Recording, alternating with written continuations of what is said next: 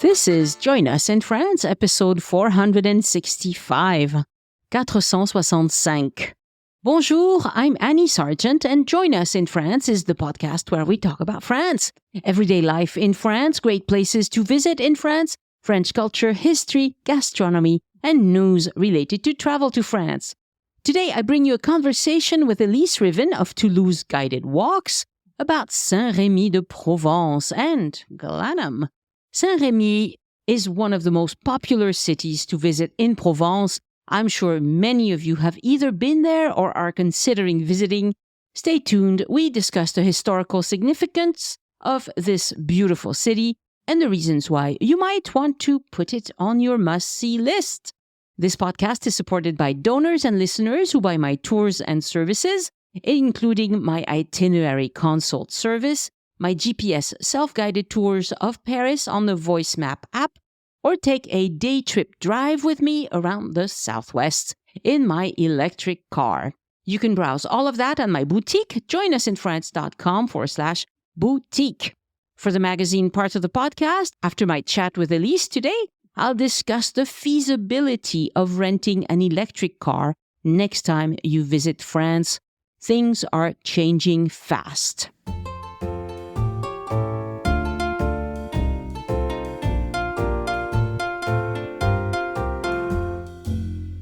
Bonjour Elyse. Bonjour Annie. We are going to talk about Saint-Rémy-de-Provence today and the Glanum. The Glanum. I am glad to talk about the Glanum today. We're going to be glanuming. We're going to be glanuming. People out there, we are not crazy. No, really not. Saint-Rémy-de-Provence is this beautiful town, very, very famous. Did you look up how many people live there? About 10,000. Okay, so it's a big village. It's a big village, yeah. Small town. No, actually, technically, it's not even a village. It's a town. It's a town, yeah. I think technically it's considered to be a small city, but for us, I think it's what we call a town, Yes, and it is very popular. The market in Saint-Rémy-de-Provence is very big. I was there on market day once. Saint-Rémy is interesting because it's very, very, very famous. And unlike most of the other Provence villages, Provencal villages that we talk about or people have visited that are perched up on a hill, this is in the bottom of the valley. Right. It's flat. It's the beginning it's going into some southern mountains that are called the Alpes Mountains. But it is very, very, very Provencal. And I think the fun thing is to try and explain what does that really mean, It means crickets. It means crickets. Literally. Yes, it means crickets going very loud, constantly. That is the one reason why I could not live in Provence. Is that right? They would drive me insane. Oh, you see, and I lived in a part of France for a while that had them, and I actually loved it. But the reason I wouldn't live in Saint-Rémy is because there is the Mistral 100 days a year. That's a good reason. I looked up the statistics. Average, the Mistral is a very strange wind. It's a wind that comes down the Rhone Valley. I was wondering, I didn't really notice, I didn't look up why it's called that. I don't even know. It must come from a word in Provencal. I have no idea. Probably. It probably means wind in Provencal. It probably means wind. It probably means nasty wind or something like that, Wind nobody wants. Wind nobody wants, but you live with. And of course, that whole region is known for having this wind called the Mistral. But it turns out that Saint-Rémy, probably because it is down below, apparently gets a good 100 days a year of wind. So you have to be someone who in wind that's hot and then wind that's cold because it's both hot and cold, Right. So we get windy days around Toulouse as well. We had a fairly windy few days last week. Yeah.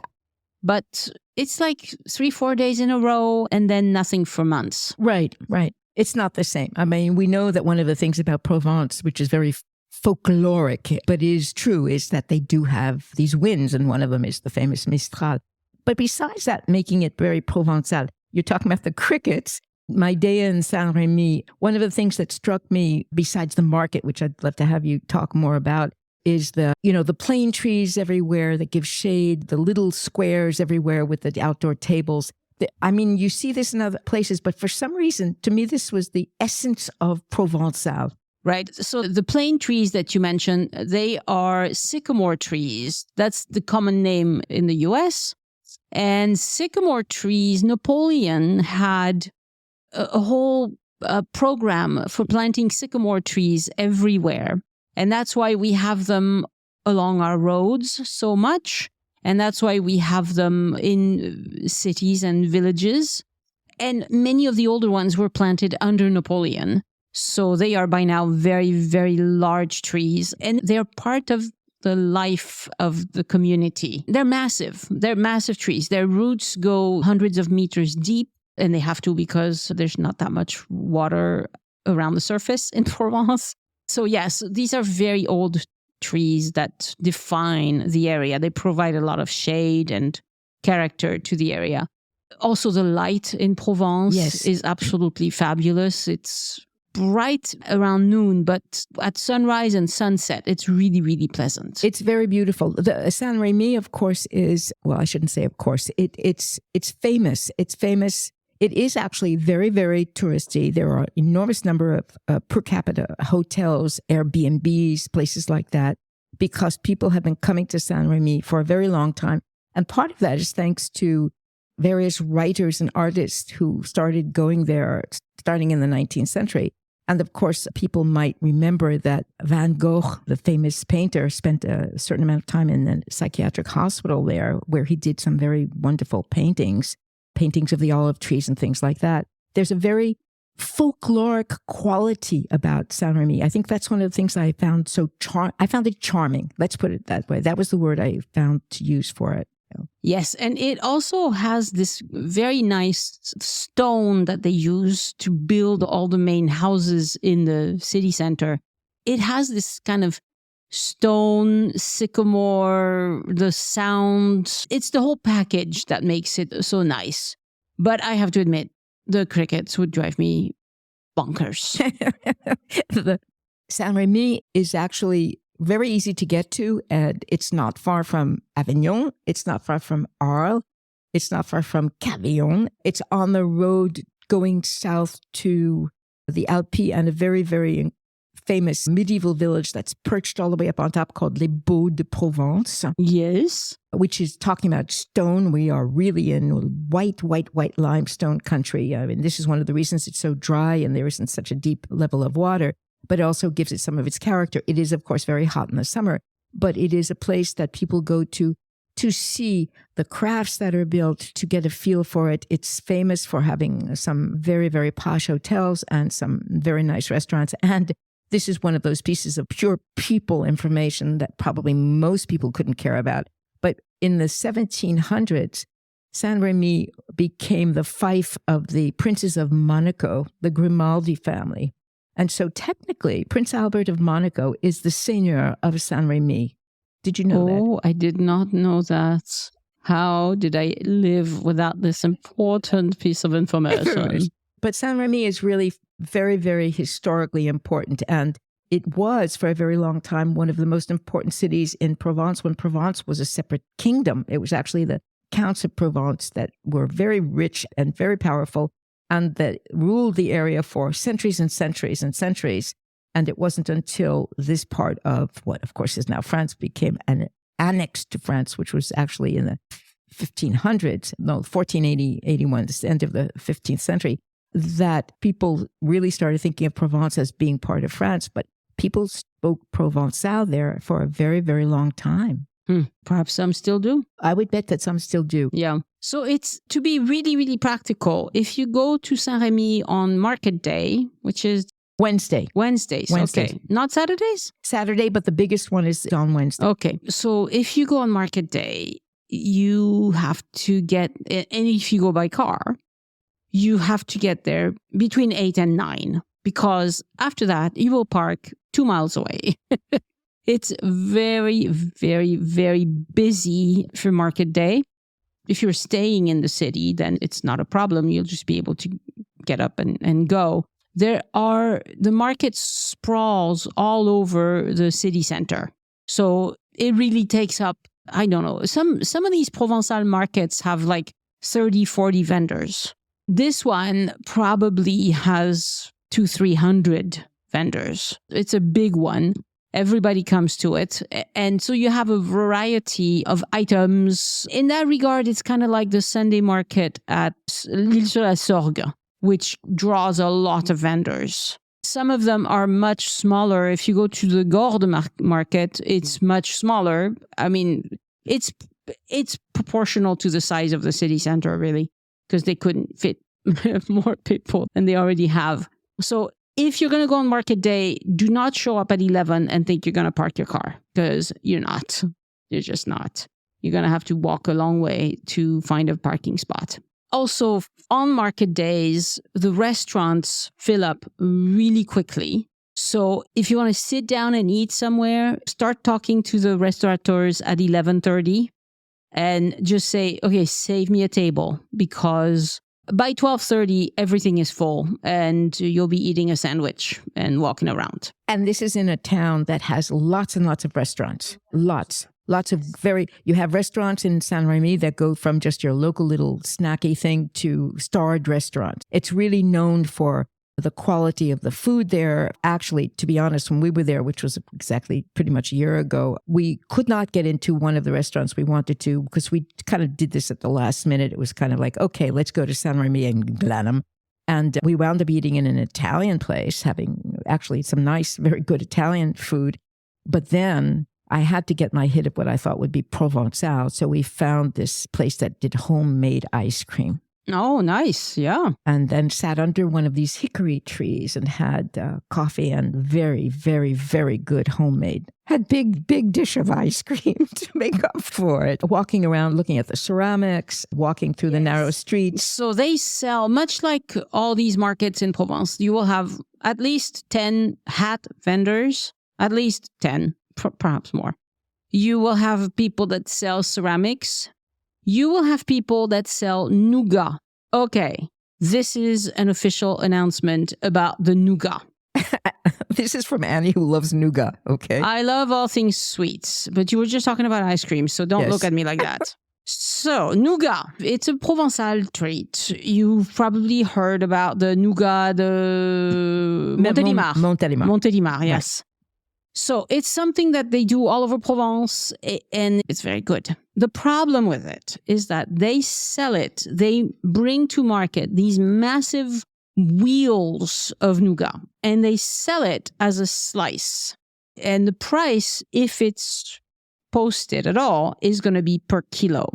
Well, I defy anybody to buy less than 100 euros of nougat. Because the way they cut those slices, they're going to cut you a full slice. They're not going to cut it that thin. You're going to have a kilo or more of nougat right there. And it's always really, really expensive. It's very expensive. I happen to know, not in Saint-Rémy, but in another Provençal village, that this was the trap that my sisters fell into last year when we were all together. Everybody falls for it, except for the French people. Except for the French people. And I kept saying, they kept looking at me like, you're really a killjoy, because I kept saying, don't, I mean, buy yourself a piece wrapped up already, pre-packaged, and you'll be much better off, And they kept saying, And so when she saw how much it would cost her, of course, by that time it had already cut. And that was the end of it. I think it was 80 euros. Oh, yeah. And then in the end, we didn't even finish eating all of it because it was whatever. It's just too much. It's very heavy. So one day, my husband went to the market by himself.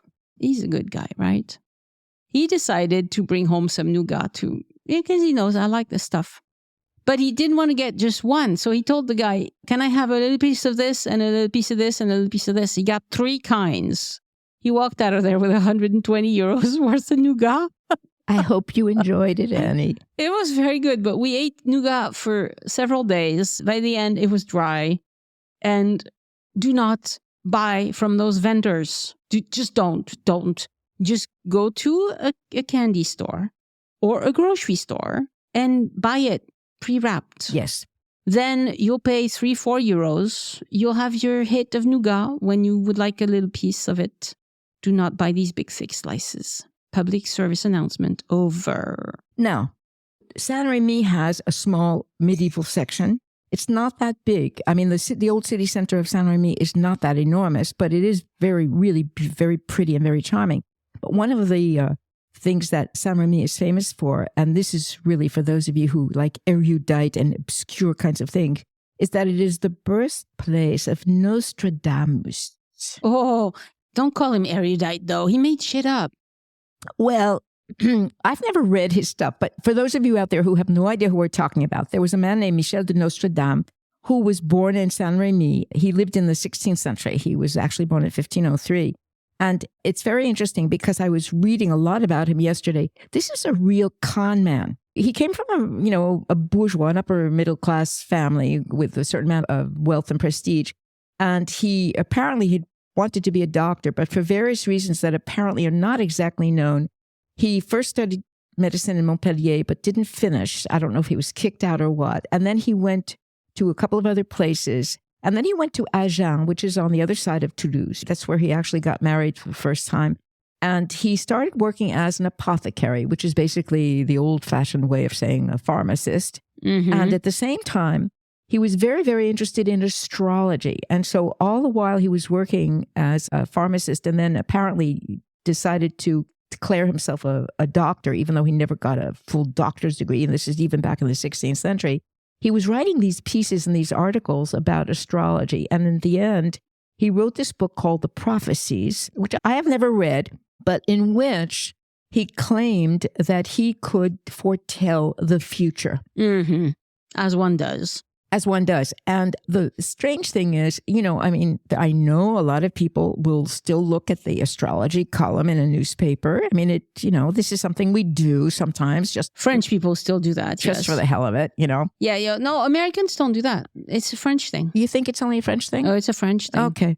They still print the horoscope in the newspapers in France. Yeah. Yeah, because people want to see that. But he became famous. And then, of course, very controversial afterwards for a long time, because this is a man who lived 500 years ago, for supposedly being able to predict major events in both France and in the world. And believe it or not, I can remember in the year 31st of December in 1999, going into the year 2000, there were actually people talking about Nostradamus and his predictions about the future. It's interesting to know that he had this strange lingering influence that he's talked about in a lot of things. So the thing is, he wrote in a very convoluted way. Nothing is straightforward. None of the terms are ever defined. So he could be saying anything at all, and you can make it fit. Because I've actually read Nostradamus in French because, curious. And it's like word soup. It's like never-ending words. And of course, you can take any snippet of these words and make them mean whatever the hell you want. Right. Because, he doesn't name things. He doesn't say, in the town of X, Y will happen. He says, in the town far away, blah, blah, blah, blah, blah, blah, blah, whatever town you want, just apply whatever town. And then something terrible will happen. But he doesn't say what terrible. He just says something terrible will happen. Well, of course, if you put it like that, in a town somewhere, something terrible will happen. That's pretty sure. It sounds like, to me, what astrologers usually do. Yes. They make very vague predictions. And then they're so, happy when somebody says, oh, yes, that's what you were predicting, right? They're like, yes, that's exactly what I had in mind. Yes. But actually, I have to say that without having read it, I just know that he existed and that he was one of these people. So it was kind of fun to walk around these narrow little medieval streets and suddenly discover this was where he was born. It's one of those kinds of things. And it's very uninteresting as a little house. Yeah, he was just a regular guy. Actually, what really is strange is that because the building is one of these attached houses in an old medieval street, it's covered with stucco. And I kept thinking, wow, this is a house that's 500 years old, But there's a fountain named after him. There's a square named after him. Well, they're going to milk it for all it's worth because the name is famous. Right. I mean, people I think it's reassuring to think that someone can tell the future. Mm-hmm. But, if you study everything, you can extrapolate. The numbers don't lie, typically, But he was doing it with word soup. So it has no value whatsoever. But he is very famous. Very, very famous, yes. all in all, I think Saint-Rémy is a wonderful place to stop. And of course, for me, one of the big important things about it was that it's the place to stop, spend the night if you want to, before you go south into the Alpes, which are these magnificent white, very white limestone, small mountains, cliffs, small mountains, and the 2 kilometers outside of the city center. It's really not very far. You can really almost do it by foot. Yeah, we walked there. It's about a mile, yeah. I looked it up. It's 2.3 kilometers. So that's... Okay, so perhaps closer to 2 miles. We went by car, but actually it was partly because we went to the beginning, then we went back into Saint-Rémy, had lunch, and then we went back and spent the rest of the afternoon. Right, but I had such a hard time finding a parking spot. I didn't want to move the car. I was like, we're walking. Okay. Not moving the car. But we went on a midday. If you move your car to the Glanum area, there's a lot more parking in the Glanum area than in the city. So actually, if you moved your car, if you do it last, then you can move on to wherever else you're going. Yeah. So one of the reasons, to be very honest, that I wanted to spend the day in Saint-Rémy is because I am absolutely enthralled with all of these antique Roman sites. And I've been to a lot of them. I haven't been to all of them. But I knew that there was this very special place called Glanum. And it's actually the reason Saint-Rémy exists is almost because of Glanum. It goes in that direction. And I was curious. I really wanted to see what it was. Sorry to interrupt. But before we get to Glanum, I would like to talk about something that people ask a lot is, should I base myself out of Saint-Rémy-de-Provence to visit Provence? It's not a bad idea. It's not as central. It's quite far south. If you're going to, I think a little further north, Avignon or just a little east of Avignon might be better. It depends on what you want to see. I think it depends on what you want to see. You're right. It is south, but it depends. If you can stay there because it's a very lovely place and you can do a lot of things that are non-city things in the area. It's very close to Arles, so you can visit Arles without having to actually stay in Arles. It's very, very close to some of the other places. It depends on what, as you say, it depends on what you want to do, because otherwise Aix is a very good place to stop as a city if you want to go into a city rather than going into one of the small villages that we were both in recently in a certain part of Provence, you know, the villages that are perched up on the hills. So I think you're right. It really depends on what it is you want to do. Yes. Saint-Rémy has the advantage that it has a lot of restaurants. And a lot of hotels. And a lot of hotels. So if you want to stay there, you could eat at a different restaurant every night and possibly not get bored. That's just something to consider. It is a fair decision, but it really depends on what else you're going to do and how long to stay.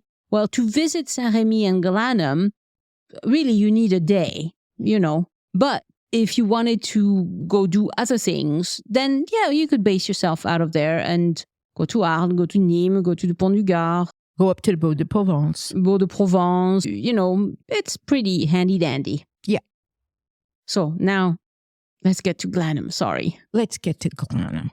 So, Glanum is a site that is actually one of the very few places in all of France, and of course we're still only, I can't speak for any place else in Europe, that is what is basically the vestige of an entire city. So unlike the Colosseum in Orange or what you see in Nîmes, you have places that have the Pont de Gare, you have the temples, you have a Colosseum, you have places, a lot of places, especially in the Provence area and in the south of France, with one or two incredibly wonderful structures to see, which of course is partly what the Romans are famous for. But the remarkable thing about Glanum is that it's an entire city. And the story of it is really quite amazing because it turns out, and this is what I didn't know until actually visiting it, it is a national monument. It's a site that is a national monument. It covers approximately 3 to 4 acres that is actually open, and you go through the entranceway and you go and you walk. You can go with a guide. You can go with an audio guide. You can just walk around and look at this with a little map in your hands and look at everything is very well indicated. But I would strongly recommend, if you're interested in understanding what you're looking at, because of course, you know, I know a lot of people who are not necessarily like me, really enthralled with this will go, oh, it's just a lot of pile of rocks, you know. Yeah, it's a bunch of old stones. But the audio guide is really excellent. or you have a little bit of a kind of a booklet that you can take with you to help you explain. Because one of the things that makes this place unique is not only its size, but that it is one of only 2 places actually that is known in France where you can see the levels of structure that go back beyond and before the Romans. Now, the Romans really basically created what we know of, especially in the southern half of France. But this site, what I love about it is that it's named after a Celtic god. It's named after a Celtic god, the god of Glan, Glan. And the god of Glan was the god of the depths because it was a place that became a city under the Celtic populations that were there for centuries before the Romans, because there is a spring that has water that comes out of the bottom of the cliffs there, of the limestone cliffs. That's excellent, pure water. And that spring is still there. It still exists. The water still comes out. And it was thanks to that, the god of the depths that the Celtics called Glan, that they named the site after it, and they created their first city. So the very first city was actually created by the Celts, a particular tribe, but it goes back way, way, way back. It goes back to, early times, like 600 BC. It's amazing. And then what happened was this was a site that was basically taken over by the Greeks. Now, the Greeks were the first ones to colonize what is now Marseille, and they were traders. They were basically very good business people. They weren't doing military stuff. But what happened was, it turns out that there were minerals and there was silver in this area that they were mining. And so eventually what happened was that the Greeks, I think, started out by trading with the local populations, and then eventually took it over and made it into a Greek city. And so there are actually still a couple of places with Greek inscriptions on some of the stone that's left, because in this massive, enormous area that you actually have some structures that are from Greek times, which is extremely unusual in France. You don't usually have that.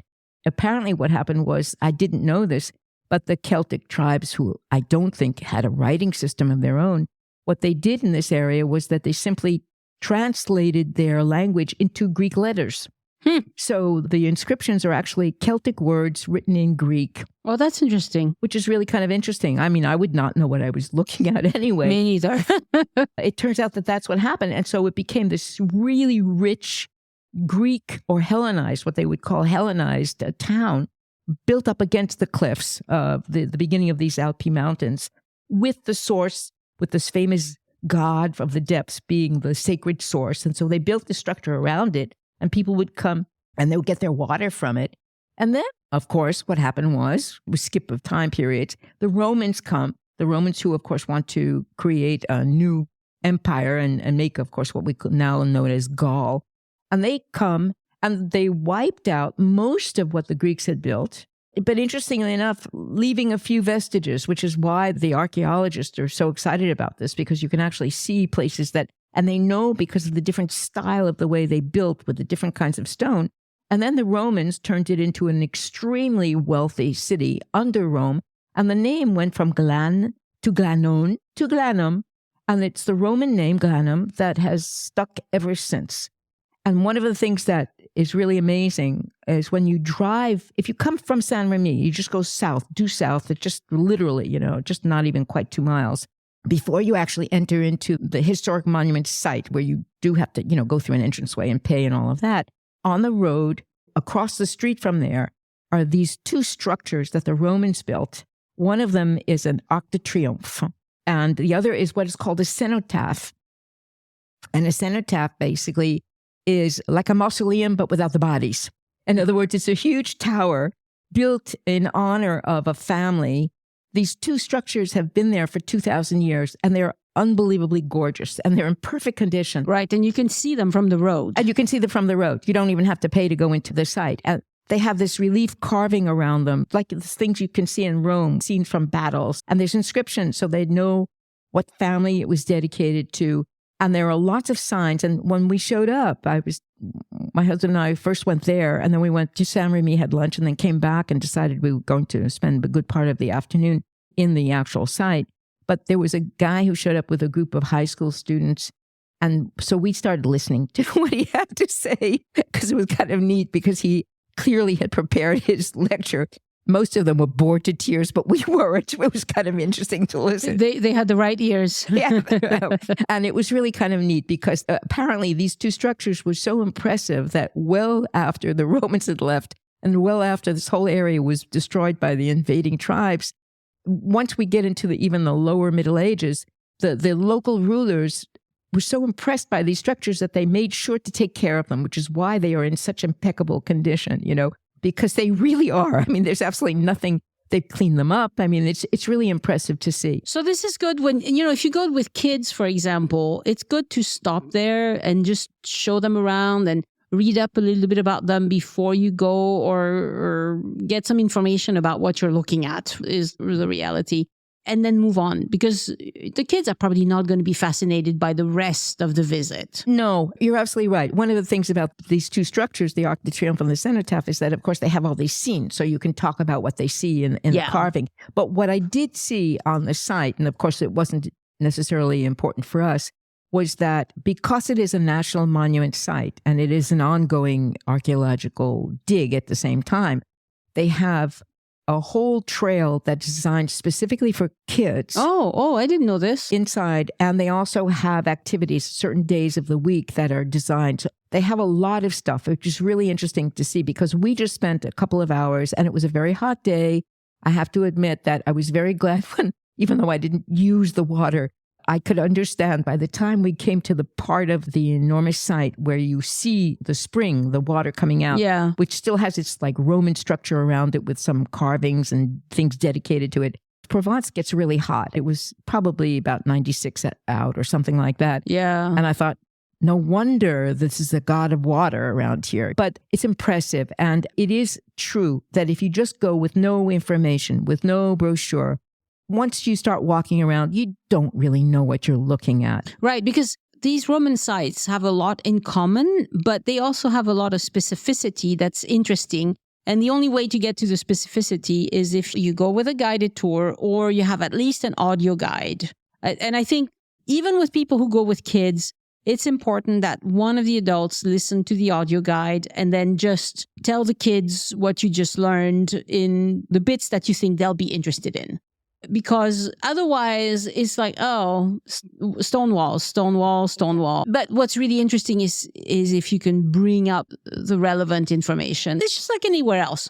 If you do it with an audio guide, at least you'll get a lot more out of it than if you just walk around and look around. Yes. And in this particular case, because it has several levels, that is, there's the basic levels in the sense of, there's a place where there are hills where it kind of goes up a little bit. But the site is enormous. There is a place where you see the remnants of what were twin temples with the columns that are still standing.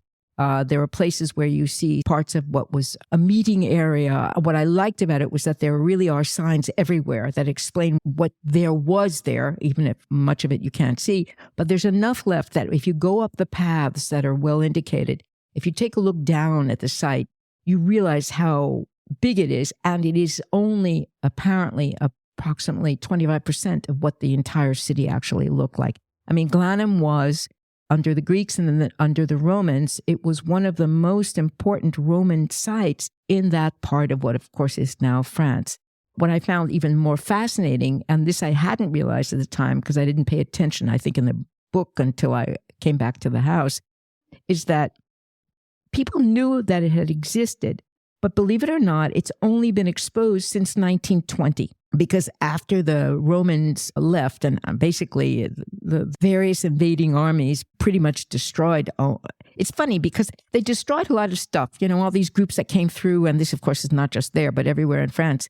But it's like when you see the remnants, you think, well, they started to destroy it. And then what happened? They got distracted like a cat. They didn't finish destroying it. So they kind of left all the foundations and pieces. And then what happened is, over the many, many centuries, this got covered. And this is hard for me to even really imagine. 8 meters of earth. Right. That's enormous. Well, maybe there were floods or something that covered things or brought... I don't even know. People knew that there had been something there. I mean, the name Glanum stuck to this place for all these centuries. And then it was at the beginning of the 20th century that some archaeologists and historians decided to try and find, I think, where it really was. They had a vague idea. And so they started digging. That's how they realized it was 8 meters down because it was covered with an olive tree orchard. Ah. So they had to buy the land back from private owners. And I don't know how long that took to negotiate so that they got permission to do the digging because they literally got rid of these, and olive trees take a long time to grow. So it's still a slow growing tree. And so they started actually doing the digging in 1920. And it was really not until the 1940s that they uncovered enough to really start getting an idea of how big it was and how important it was, because they didn't realize that there would be sections that had Greek writing with Greek structure, because one of the biggest differences between the Roman structures and the Greek was the size of the stone. And this is something that's kind of interesting. I talk about it a little bit when in Carcassonne. And so what happened was that little by little from 1920 until basically 1960s, they uncovered more and more and more. And so that's why when it finally became a national monument, it is still at the same time an ongoing archaeological dig because they haven't uncovered all of it. So it's really fascinating to see, I really say. And when they dig stuff, did they find any extraordinary mosaics or anything like that? There's a little bit of mosaic, but what the small artifacts are there's a mansion in Saint-Rémy that is the mansion of the de Sade family, the same de Sade that, wrote Marquis de Sade. But, I don't think it was him. I think it's another branch of the family. But they have turned that building into a museum. So if you buy the ticket to Glanum for another €2, you get the entrance into this museum. And that's where they've put the small objects that they have found. Because on the big site, there are just a few sections with mosaic. Not that much, interestingly enough. I don't remember seeing too much. A little bit of mosaic. I don't know why. I mean, from the point of view of preservation, I'm not sure why some places the mosaics got preserved and others not. Well, perhaps they got taken away. I mean, a lot of these old Roman sites were used as quarries. Yes. So people would just come and take stones whenever they needed some stones to build something or rebuild something or fix something. They could just come and help themselves. And then over the years, a flood could bring a lot of sediments and things. But also just people, I think I'll put some trees here or whatever. No, you're absolutely right. And it is true. The site has a kind of cute little cafe. So if you need some refreshment, especially if you go there in the summertime when it does get hot. So there's a little cafe. There's a teeny little shop right there at the same time. Obviously, this is a place where you can go through the whole thing very quickly in a half an hour, or you can take a long time and kind of just sit and try to imagine things. In a way, this is the kind of place where, as much as that's not my thing, I could just imagine sitting there with some kind of special instrument where I don't even know what you call them anymore, but you're laughing at me. But I did this when we went to Saint-Anne, where you actually have these glasses you can wear and project and see what it was like at the time of the Greeks. The 4D stuff. Oh, God, I would love that. Perhaps they will do a histopad or that sort of thing. Right. That would be such a better experience because you don't have to prepare anything. Right. Because this is what I was about to say, is this is the sort of site where before you go, besides listening to this episode, you should try to find perhaps some YouTube videos, perhaps some in-depth information before you go. Because what ends up happening is I go to these places and when I'm there, I buy the book and I look at the book later. Right. But it would be better to do it ahead in the opposite direction.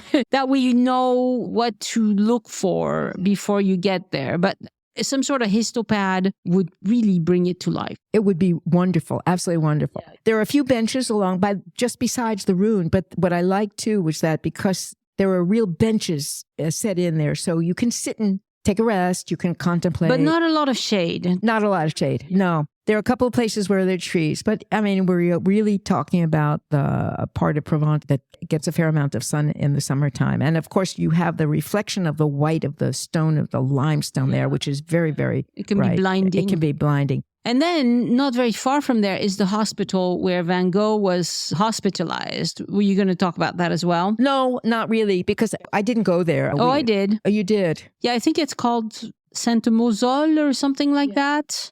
And it's interesting because you just pay a small fee and you go in And they have this room that he occupied that he painted. It's the room where he painted the bed and the chair. Yes, that's the bed and the chair. And if you know much about Van Gogh, you know that he was prolific. He painted a lot. Yes. He painted everywhere he went. I like that in the garden, they have some photos of his paintings where they think he made the paintings. The view he was looking at. Yes, what he was looking at. Because he was, even though he was hospitalized, I mean, honestly, he was not well at that point. He painted a fair bit. He painted several paintings a day. He painted that quickly, that he actually painted several paintings a day. That's just insane. Well, he was, technically, they think he was basically what we would now call bipolar. So when he was in his manic stage, I mean, that's what he would do. He would produce enormous amounts, Yeah. But it's an interesting visit. You have to pay a little bit for it. I don't think you should expect to spend more than an hour there, but it's really very close to the entrance of Glanum. So you might as well do both together. But all in all, I think Saint-Rémy plus Glanum plus the Saint-Mosol, I think it's what it's called. Don't remember the name. I'll put it in the show notes if I made a mistake. I'm just purely going by memory here. But I think a full day. Oh, you yes. know, you need a full day to visit this part of France. And like mentioned before, it might be a good place to base yourself out of for 2-3 days if you want to go look at other things. Personally, I think I would prefer to stay in Arles because I like Arles. Arles is very big. I mean, for me, there's a difference. It's a city. You go to Arles and you do Arles. You can do 2-3 days in Arles, literally. That's true.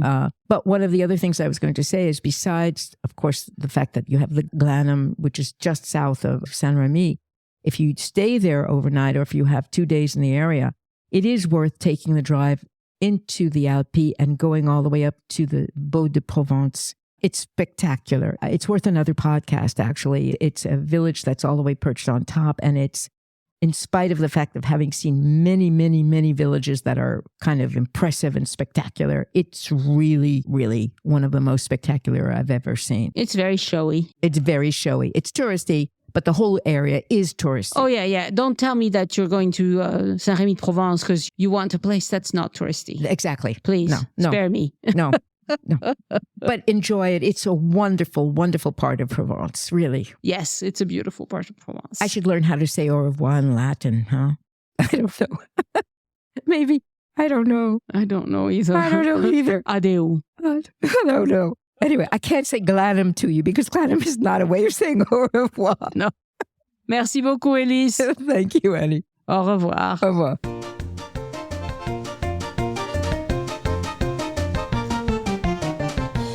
Again, I want to thank my patrons for giving back and supporting the podcast.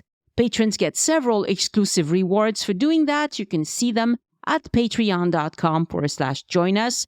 Thank you all for supporting the show. Some of you have been doing it for a long time. You are fantastic. And a shout out this week to new patrons, Pamela Lincoln from Australia and Nick Vipond from New Zealand, as well as Julienne Cousins from the US, I think. And welcome back as a patron, Suzanne Temple. Wonderful to have you on board in the community of Francophiles who make this podcast possible. Why is Patreon support so important to an independent podcaster like me? Well, number one, it's financial stability. I sell services as well, but that's often feast or famine.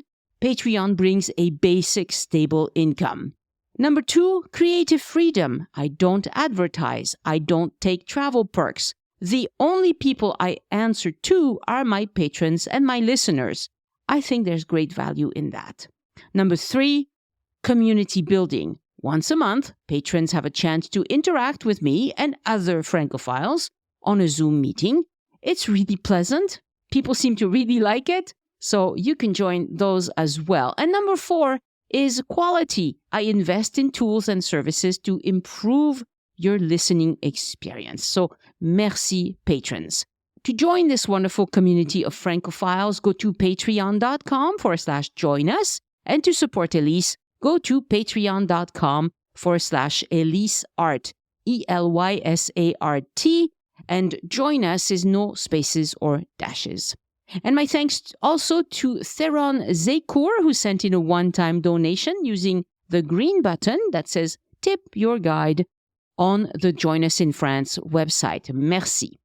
This week, I published a collection of photos from my favorite towns I've visited on my Atlantic coast trip, plus a few tips about visiting the area yourself. And next week, I'll publish a French history brief about Nostradamus. We talked about him on the episode today because he was born in Saint-Rémy-de-Provence. But then I thought back on this recording, and it occurred to me that perhaps I had not given him enough credit. So I did some reading, and it turns out there's a lot more to Nostradamus than I had realized. So I decided to write a French history brief about him. If you're planning a trip to France and need some expert advice, I offer 2 levels of itinerary consultation services. The Bonjour service gives you an hour-long conversation on Zoom to ask questions and get tailored recommendations. It's a great choice if you need immediate answers to specific questions. For those wanting a more detailed guide, the VIP service offers the same minimum 1-hour consultation. And to be honest, the longer trips take longer, but it also includes a long follow-up document that outlines everything we discussed, plus a roundup of the best advice featured on the podcast. To begin, visit joinusinfrance.com/boutique and follow the very straightforward email instructions. Your perfect French vacation is just a click away. And if you can't schedule a one-on-one consultation, you can still experience Paris through my eyes with a self-guided GPS tour on the Voice Map app. These tours span iconic areas like the Eiffel Tower, Le Marais, Montmartre, Saint-Germain-des-Prés. It allows you to explore Paris at your own leisure.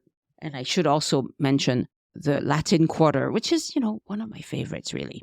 Now, for the best experience, download the tours as soon as you purchase them. Feel free to listen at home to get a preview. When you arrive in Paris, just open the Voice Map app, go to the starting point, and I will start guiding you with my voice. These tours are more than a stroll. They include curated restaurant recommendations and practical tips, such as where to get tickets and how to find hidden gems. So, buy the tours, take a good look at the app and at all the information that is shared there. There's a lot. For a special listener discount, purchase the tour codes from joinusinfrance.com/boutique. But the discount may take a few hours to process, so be patient with me. If you need it immediately, you need to go through the Voice Map app. An anonymous walker left this review of one of my tours this week. They said, "We really enjoyed this tour because the narrator added wry touches of humor and interesting tidbits we had never heard. We did it at night, which was a very interesting perspective. The buildings seemed quite majestic." Well, thank you. I guess I have a wry sense of humor. I'm not sure what that means, but I'll take it. All right, the travel question of the week comes from Kathy Bleakney-Pauley. She asked the following. She said, "Hi, I'm looking for help making a decision about renting an electric car, Peugeot 508. Apparently, some of these are hybrid, but the one we'd rent is all electric. In any event, we haven't driven one before, but Annie has talked about how much more prevalent charging stations are in France than in the US, and we're tempted to try one. Is there an app that helps find public chargers in France? How do you know how long a charging station will take to charge a vehicle? I'm guessing there are some that are faster than others. We'd be mostly in the country, picking up the car in Marseille and returning it 2 weeks later in Limoges, where we can catch a train for Paris. Thanks in advance for any help you can give, etc." Okay, this person got several comments, and so I will use those as well because they're interesting. Somebody says, "Europe Car offers one. I'll be renting from them next May, but we'll be out in the boonies a lot, so we're getting gas power." I'll answer that in a second. One other person said, "I drove one for a week in the Alsace last summer, but didn't keep it due to concerns about charging. This was part of a longer trip heading into Germany next. Most of the hotels where I was planning to stay had an electric car parking charging spaces available, which is the best solution since you can charge it overnight. But I had a few days planned where I would have had to stop to charge along the way. As it was explained to me, a lot of the chargers belong to networks requiring that you set up an account in advance. Europcar gave me info on one such network, but the only payment type it accepted was a European bank account, no credit cards. From what I read at the time, chargers are gradually converting to be more like gas pumps, just pull up and pay, but that capability is nowhere near universal. The uncertainty of finding a place when I needed it, along with concerns about recharge time, made me decide that this was more stress than I wanted to deal with on my vacation. Unless you want to add in some extra challenges and possible complications, focus on having fun and getting from place to place in the car you're used to. If you want to try one, rent one closer to home. One more person says one of the podcast interviews in the last couple of months mentioned this. Yes, maybe it was the Josephine Baker episode. Yes, that's what it was. I talked about it at length. I mean, if you go to the website and search, you'll find electric car and car chargers and things like that. Somebody says, I live in California and I drive a Chevy Bolt EV that I charge at home. When we go on a trip that is farther than 175 miles round trip, we take my husband's hybrid. The charging infrastructure in California is unreliable and inconsistent. There are loads of reports of inoperable charging stations or unattended parked vehicles hogging the few charging options. This is less and less true in France, but it can happen as well. I do not know if this is the case in France. I'm very much in favor of reducing our carbon imprint whenever possible. However, I do not recommend risking this on your vacation. I would try to find a hybrid to rent. Okay, somebody else says distance, capacity, and charging time can vary by car. This is very important. So do some research and also plan your charging stops. You may want to ask your questions in the Facebook group, Driving Electric Cars in France. Very true. Okay. And my response was, do you drive an electric car at home? If you don't, it's probably not a good idea to try it in a different country because it introduces a lot of new things all at once. If you drive a Tesla at home and you want to rent a Tesla in France, it's the exact same experience. So go right ahead. You understand the Tesla supercharger network. You understand how the Tesla runs. It's a bit different from other cars, but you're used to it. It's great. If you don't drive a Tesla, there's uncertainties. Now, if you want to have a consult with me where we discuss all the details of the car you're trying to rent, I can look it up, the charging curve, the how much, how long it'll take, all of that I can figure out individually for you. But here's what I can tell you extra to make it simple. In France, we are getting close to a tipping point where more than 50% of new cars are going to be either full electric or plug-in hybrids. You know, with technology, things appear to go slowly until one day things accelerate at high speed and there's a tipping point. Norway has already reached that tipping point. Germany, France, and the Netherlands are very close. How close? The number crunchers predict 2 or 3 years. Car rental agencies are placing large orders of full electric cars to renew their fleets. Within a few years, your basic rental car is going to be full electric. Whether you like it or not, it's happening because we cannot continue burning oil and gas as we have been and hope to limit the scope of climate change to acceptable levels. This is not a science podcast or a political podcast, so I'll keep it to that. But we don't have a choice any longer, okay? So you're going to have to learn about this. If you're going to rent a plug-in hybrid or full electric when you visit France, you need to make sure that the place you sleep at night has a dedicated charger for your car, preferably a borne, B-O-R-N-E. That's a level 2 charger. I only have a level 1 charger at my house, but it's more than enough for daily use. But if I was going to take a long road trip every day, I would need to upgrade to a level 2 charger. Now, if this business of level 1, level 2 makes 0 sense to you, it means that you're not in the electric charging world, and doing it in France is really not ideal. But if you understand, great. You should email whatever accommodations you're going to book and ask them what type of charger they have. If they tell you they can provide a domestic plug or a green up plug, that's level 1 charging.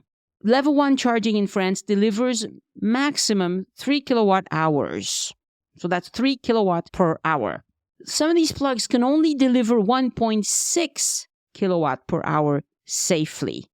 And you cannot rely on that if you're taking road trips. Like I said, level 1 is fine for everyday use, but not for road trips. Some accommodations will have level 2 charging. That's called a borne, B-O-R-N-E. And it can deliver up to 7 kilowatt per hour. That makes road trips easier, and it's what I like to get when I'm traveling.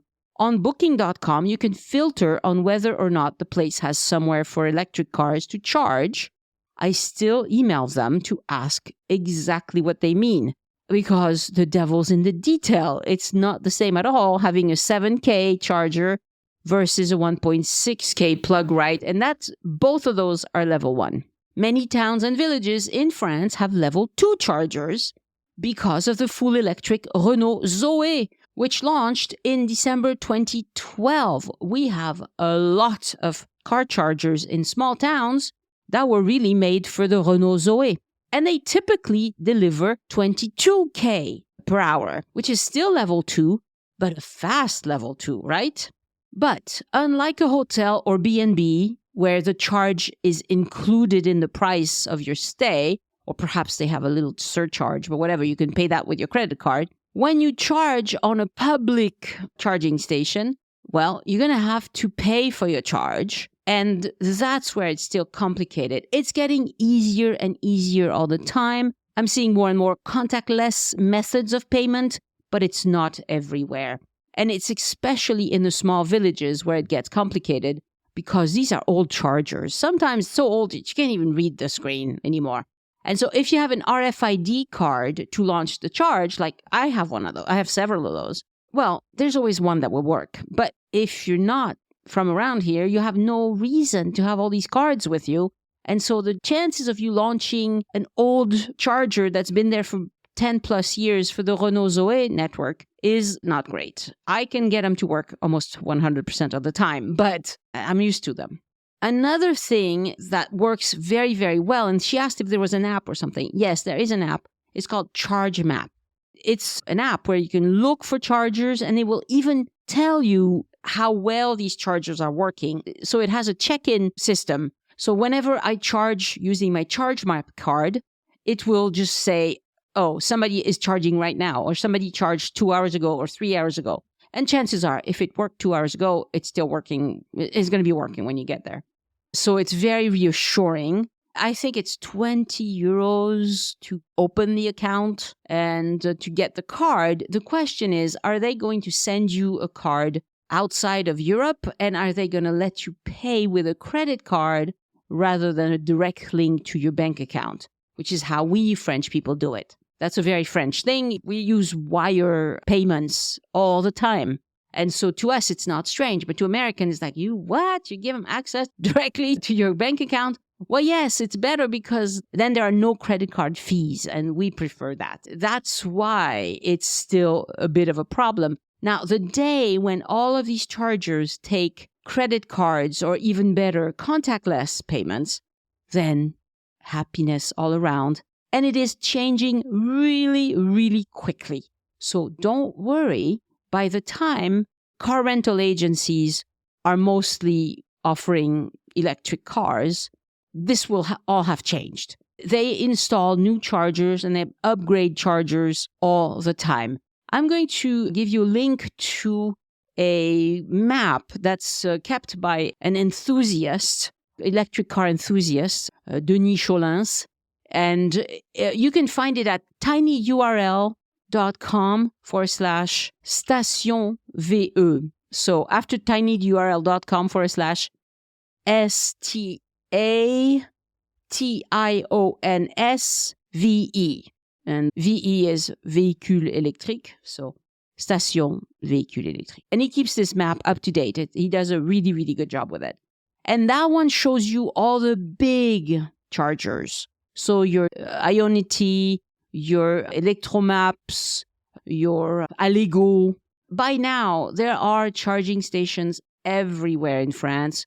Even tiny villages sometimes have a power dot station by the grocery store. And that's really nice because these power dot stations are fast chargers, so DC fast chargers. And you should know that electric vehicles, the battery runs on direct current.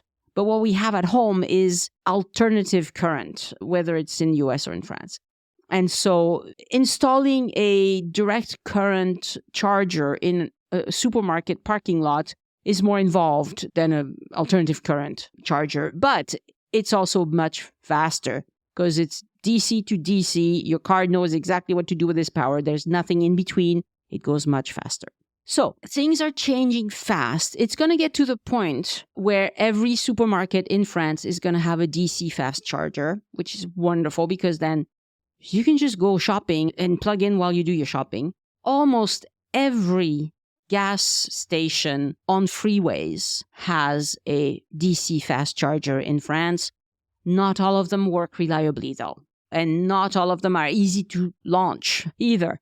So, to summarize, if you're going to get a hybrid car, then please plug it in at night. Wherever you sleep, you plug in your hybrid car.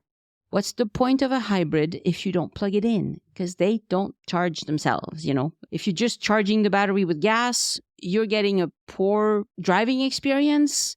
It's not worth it. So if you're going to get a plug-in hybrid, make sure whatever accommodations you select have chargers. And if you're going to get a full electric car, make sure you understand how it works because it's getting easier and easier. It's changing very fast. But I'd hate for you to get stuck somewhere where like, I can't charge. All right. So if you drive electric in the US, all of this makes sense to you. If you don't, then try it at home. Electric cars are fantastic. So much better than gas cars. Just try it at home. My thanks to podcast editors Anne and Christian Codovan, who produce the transcript and make the podcast sound good. Really search the transcripts. They are full of very good information. Next week on the podcast, an episode about relaxing on the Riviera with Michael McLaughlin. Yes, you can relax on the Riviera. Yes, you don't have to rush from one site to the other. You can just take it easy on the beach. What a thought. Thank you so much for listening, and I hope you join me next time so we can look around France together. Au revoir. The Join Us in France Travel Podcast is written, hosted, and produced by Annie Sargent and copyright 2023 by Addicted to France. It is released under a Creative Commons Attribution, Non-Commercial, No Derivatives license.